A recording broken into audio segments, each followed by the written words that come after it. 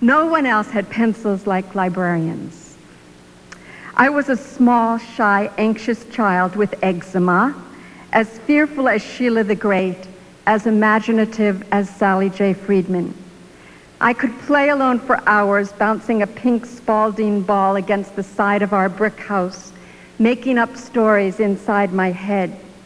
One day, I was a tough, gritty detective in Elizabeth, New Jersey, and the next, a double agent during World War II. Sometimes I was a surgeon, amputating the arms and legs of my paper dolls, then taping them back together. My patients were eternally grateful. I was always a storyteller, although no one ever told me I could grow up to become a writer. And it certainly never occurred to me. I never shared my stories, but they were there as far back as I remember. In my early fantasies, I was Esther Williams, a movie star of my youth. I hope somebody remembers her. She could swim underwater and smile at the same time without ever getting water up her nose. This seemed totally amazing to me, a little girl who always kept one foot on the bottom of the pool, just in case.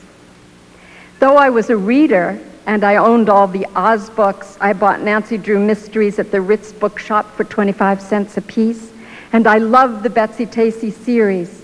I never found my kind of reality in children's books. No child was anything like me.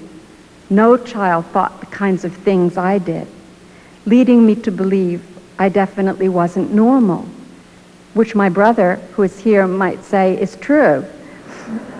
And I thought I had better keep this inner life of mine a secret. By 6th grade, I had lost interest in children's books. So when it came time for book reports, I would make up a title, an author, and a theme. I hated themes. I still hate themes. And I would stand up in front of the class and I would report on this imagined book. I must have been convincing because I always got an A on those reports. And when I reported on a book I'd actually read, I didn't. For the most part, I couldn't report on the books I was actually reading because those were the books I found on my parents' bookshelves.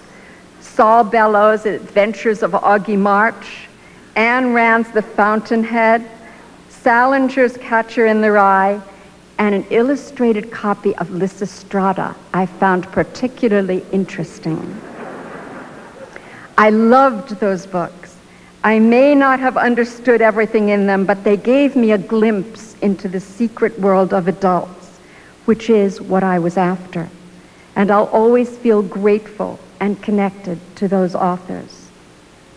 And then for a while, in my 20s, I became disconnected. Not from books, but from my inner life. I was married then with 2 small children living in the suburbs of New Jersey. I adored my children, but inside was an empty space, a gnawing, an ache that I couldn't identify, one that I didn't understand. The imaginative, creative child grows up and finds that real life, no matter how sweet, is missing some essential ingredient.